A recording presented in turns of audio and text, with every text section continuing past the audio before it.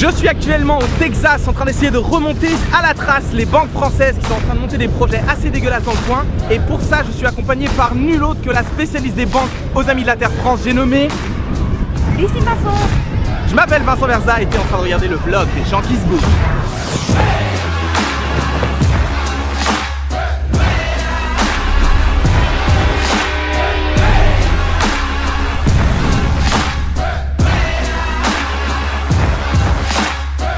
Alors ce voyage sort pas de nulle part, j'ai été invité par Lucie qui est en pleine campagne pour les Amis de la Terre et comme c'est une fine stratège, j'ai eu bien envie de voir comment elle s'y prend.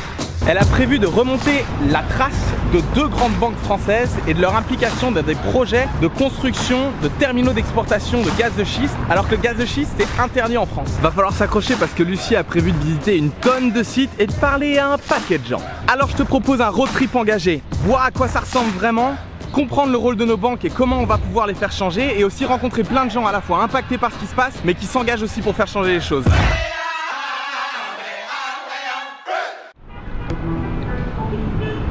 Et on est actuellement à Houston, la 3e plus grande ville des États-Unis et aussi l'une des plus polluées à cause de l'implication, l'intégration, la prise de pouvoir de l'industrie fossile sur la ville. C'est un bon endroit où commencer ce voyage. Mais il faut que tu rencontres Lucie. Non mais c'est français qui traverse n'importe où. Alors Lucie, qui es-tu? Qu'est-ce que tu fais aux Amis de la Terre? Moi? Eh bien, je traque les banques et leur financement aux énergies fossiles. Qu'est-ce que c'est s'occuper des banques aux Amis de la Terre? On regarde où ils mettent leur fric, dans tous les trucs crado. Et après, bon, on s'attaque à leur image parce que les banques, c'est comme toutes les entreprises, donc ça a une image à défendre. Est-ce qu'on sortirait pour aller voir un peu ce que tu es venu faire maintenant ici aux États-Unis? Ouais, carrément. Allez. Boum! Alors, qu'est-ce qu'on fout là? J'ai remonté la trace des soutiens des banques françaises au projet d'énergie fossile et notamment de BNP Paribas et Société Générale. Salut BNP, salut Société soutiennent Générale. les 2 terminaux d'exportation de gaz de schiste alors que c'est interdit en France. Et pourquoi c'est interdit en France? Parce que c'est un désastre environnemental sur les ressources en eau et la santé des populations tout simplement. Ça en fout pour partout, plein de bonnes raisons. Mais ici on s'en fout et ces terminaux vont entraîner d'ailleurs un boost de la production de gaz de schiste. Alors qu'on sait que nos réserves d'énergie fossile c'est dans le sol qu'il faut le garder. Et donc elle joue un rôle super important dans ces projets là parce que c'est à elle d'aller chercher tous les financements nécessaires pour les construire. Alors je fais 3 choses en gros. Je rencontre les populations locales, les habitants, etc. pour mieux comprendre en effet leur réalité. Je rencontre aussi les partenaires avec qui je travaille ou ceux avec qui je vais travailler dans les prochains mois. Et puis je réunis toutes les preuves à charge.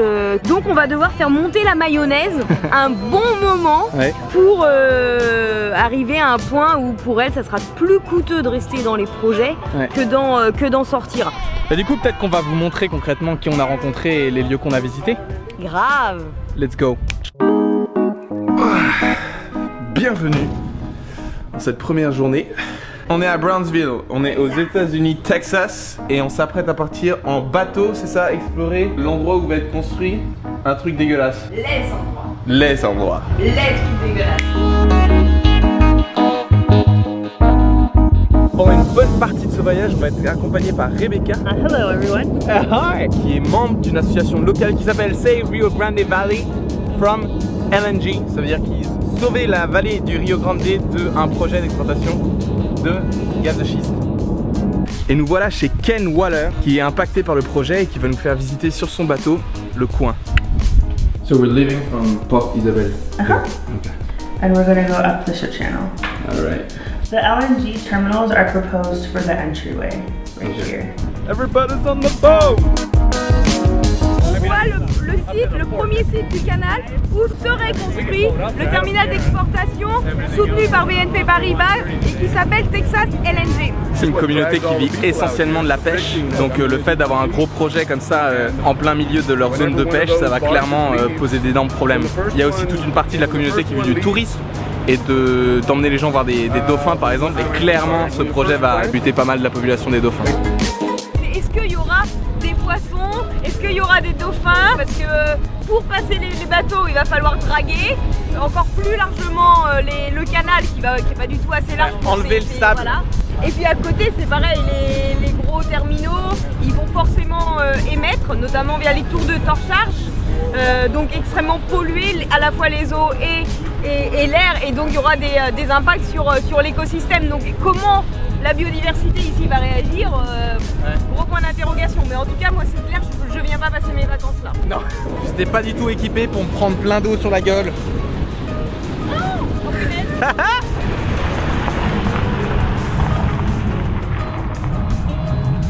The Gatekeeper. On est actuellement dans la réserve naturelle pour aller explorer un petit peu à quelle proximité se trouveront les terminaux d'exportation et le pipeline qui permettra d'acheminer le gaz de schiste. Et putain, on n'est pas loin quoi.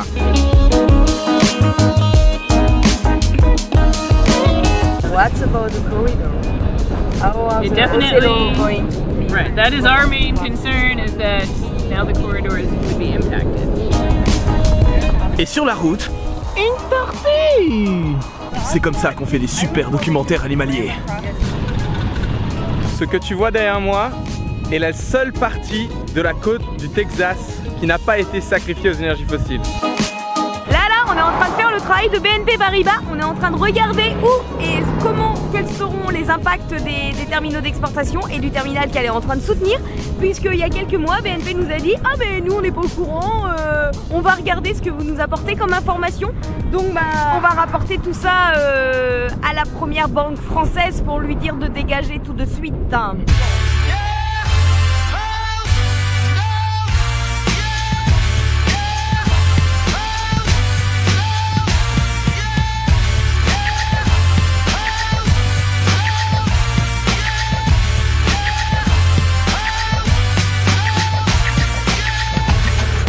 Ok, on vient tout juste de passer un poste de contrôle de la police et en fait juste à côté, il y a un pipeline qui est en train d'être construit qui s'appelle Enbridge. Ces pipelines juste derrière moi sont là pour acheminer du gaz de schiste des États-Unis vers le Mexique. On pense que ces pipelines vont aussi servir pour Texas LNG, pour les terminaux d'exportation qu'on a vu un peu avant. On va essayer de faire voler le drone.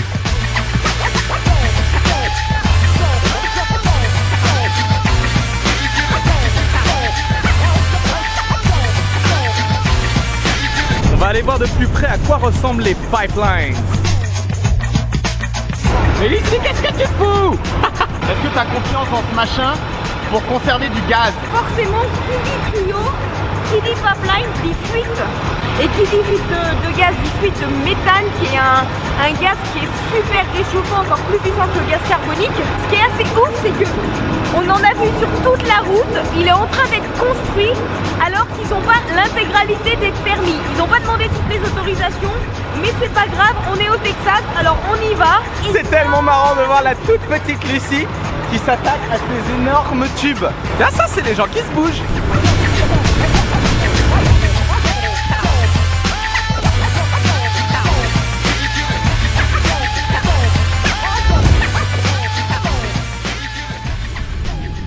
Là, on va vivre un moment pas très marrant, surtout pour Becca, parce que on vient d'arriver sur le lieu d'un terminal d'exportation de gaz de schiste et c'est juste gigantesque.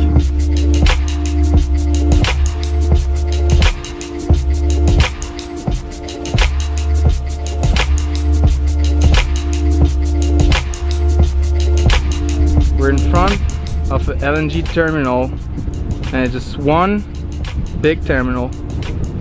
There'll be 3 terminals in where you live. How does that make you feel? Really upset and really sad, and finally seeing what it looks like up close just makes me want to work harder with community members. It's a quite unpleasant experience to see one of these. You can stop this from happening. Thanks. We're gonna try.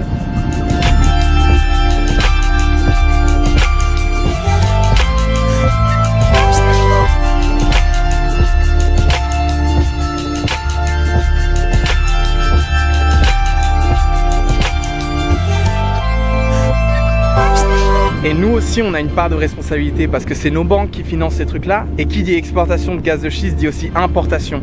Il faut que notre pays prenne un engagement pour pas importer ce genre de gaz.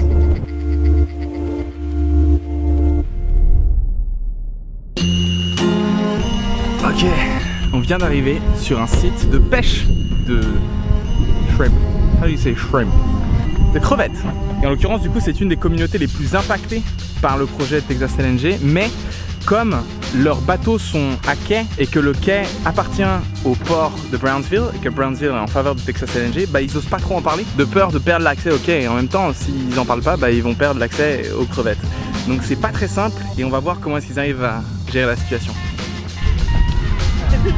It will most likely shut down the ship channel when the boat is entering or Yes, yes, you're gonna have to ask for clearance. Right. Yeah. Well, you know, the ships don't bother us. It's the contaminating of the water. Right. If they're gonna contaminate the water, that's gonna see the shrimp grow here. Right. And it just yes, and it goes out into the sea. So if they're gonna kill it here, it'll be dead out there.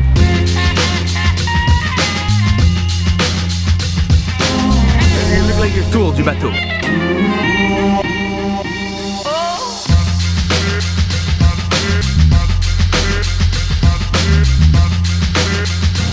Spécial casse dédié à Forrest Trump. Forrest Trump, oh putain de lapsus.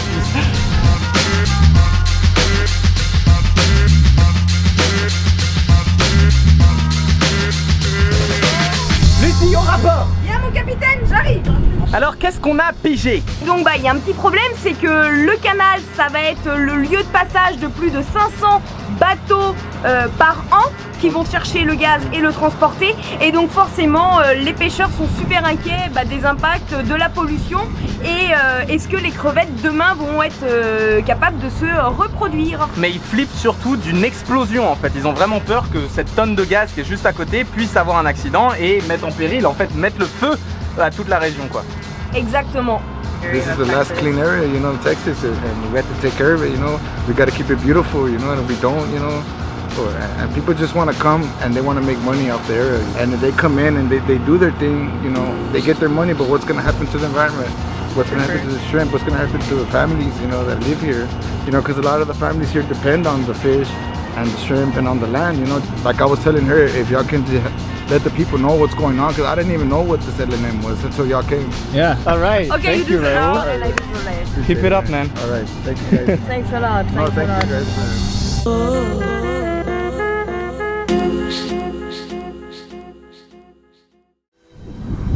Donc juste là, sur cette lande, normalement, il y a des sites qui ont été trouvés par des archéologistes et qui sont d'importance historique pour les populations indigènes, notamment la tribu de Juan Manchias Carrizo Come Crudo.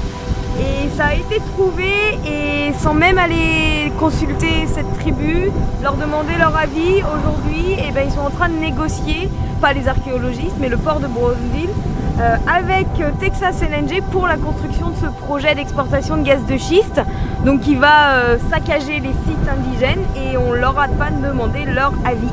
Moi je propose qu'on fasse un petit projet de gaz de schiste sur le Père-Lachaise, parce que c'est plutôt sympa je pense. Exact, c'est exactement ça, voilà. Toi t'es bien. Ouais, pas mal.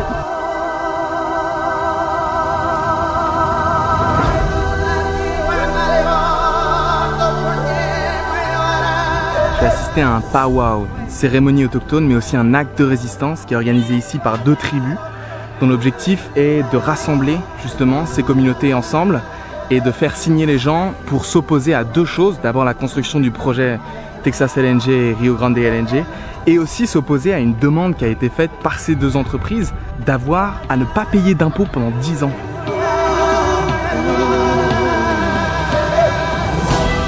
You do your part here, we do our part in France. We are all connected, and when we coordinate together we can actually make it work. So yeah, I just wanted to give you some hope about this. In the last 3 years we tackled around 10 to 15 big projects, and we prevented them all. So we can actually do it also for these two terminals. Yeah.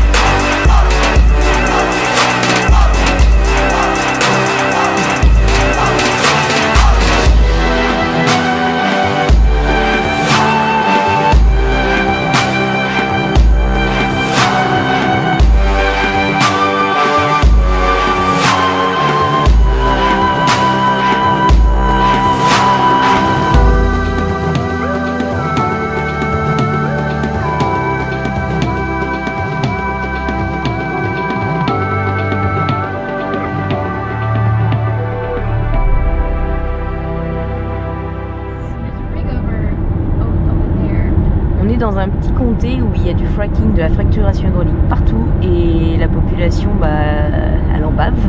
Il y a le taux de cancer qui est 50 fois plus important que la moyenne aux États-Unis. Donc les impacts sur la santé sont très très clairs. Là, on est en train de conduire vers des sites de fracturation hydraulique avec des habitants du coin qui nous ont raconté que leur maison bougeait tout le temps, qu'ils ont de l'asthme, ils dorment plus la nuit. Et en fait, là, on remonte la trace des terminaux, puisque les terminaux d'exportation de gaz de schiste vont se fournir à Eagle-Fourchelle, et là on est en plein dedans en fait. Donc si la population elle en bave déjà aujourd'hui, la construction des terminaux, ça veut juste dire que la situation pour eux va empirer. Parce que du coup ils vont extraire encore plus de gaz de schiste. Il y a l'extraction qui est ici, on achemine avec les pipelines, on liquéfie, on exporte et sur des marchés, peut-être chez nous d'ailleurs, puisqu'on a 2 terminaux en France, on a Montoire, on a Dunkerque et on attend une interdiction formelle du gouvernement français d'importer du gaz de schiste parce que ce serait complètement hypocrite d'en importer chez nous alors que la fracturation hydraulique c'est interdit sur notre petit sol. Donc et on comprend mieux pourquoi d'ailleurs. Et on comprend mieux pourquoi. Hyper accueillant. One time TCEQ came here with their little group. They left because the chemicals were so dangerous and high they had to evacuate, but yet they didn't evacuate anybody down this road. On est sur un des lieux d'extraction de gaz de schiste et c'est assez un truc de dingue à quel point ça a complètement changé le paysage. Avant c'était vraiment magnifique cet endroit et maintenant voilà le genre de truc qu'on trouve quoi. See that flare over there? You see it? Yeah. That's right behind my house. Whoa. What? And that'll happen more often at night. Because at night they think that you're not watching them. Yeah, they can get away with it. They're not supposed to do that. Ça, c'est ce que Société Générale appelle la transition énergétique.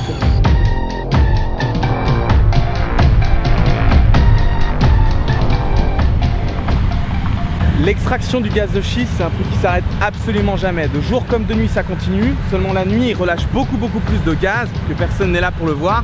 Et du coup, là, actuellement, ça pue. C'est vraiment quelque chose qui te prend à la tête. T'as mal à la tête super rapidement.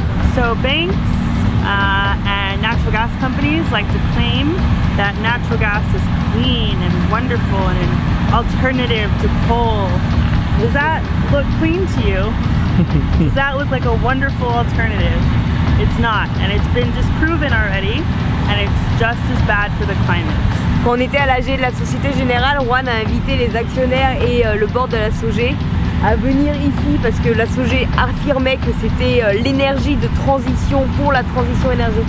Et donc Juan les a invités à venir boire leur eau, respirer leur air pour vraiment se rendre compte si oui c'était aussi propre qu'ils le prétendent. Et là ça en a pas très l'air. Dernier jour au Texas, on est à Houston et je prends l'avion dans quelques heures. Et en fait, j'ai appris énormément dans ce voyage, donc j'ai vachement de gratitude. Et ce que j'ai réalisé principalement, c'est vraiment comment ces projets-là d'exportation de gaz de schiste sont absolument horribles, autant au point de vue des droits humains que de l'environnement. Et du coup, j'ai vachement de gratitude pour ce que tu fais et pour faire que nos banques françaises aient rien à voir avec tout ça. Et je me demandais si tu en savais un petit peu plus sur les banques françaises et où est-ce qu'on en est actuellement. Société Générale fait complètement fausse route parce qu'elle pense toujours qu'on va sauver le climat à coup de gaz de schiste. Okay. Mais BNP Paribas s'est engagé dernièrement à publier des procédures d'ici la fin de l'année sur ce qu'elle peut financer ou pas aux États-Unis. Donc moi je vais suivre de très près ce que BNP Paribas va publier parce que moi ma conclusion c'est très clair. Pour le climat c'est zéro sable bitumineux, zéro gaz de schiste et donc bien sûr zéro Texas LNG.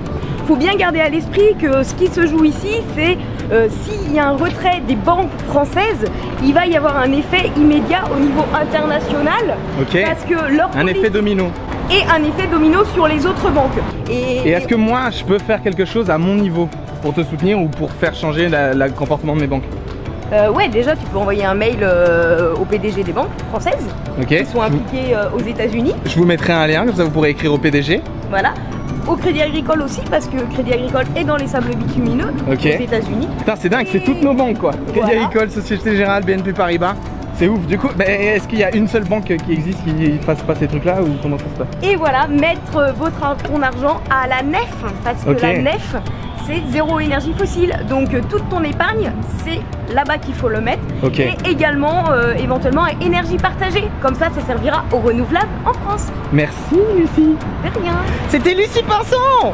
Et partagez aussi cette vidéo, peut-être, parce que comme ça fait passer le mot et ça fait un peu peur aux banques. C'est la fin de ce vlog au Texas. Mais je te retrouve dans les commentaires pour en discuter. Tu peux t'abonner si ça t'a plu parce que je fais une vidéo par semaine. Et un mot de la fin peut-être, Lucie!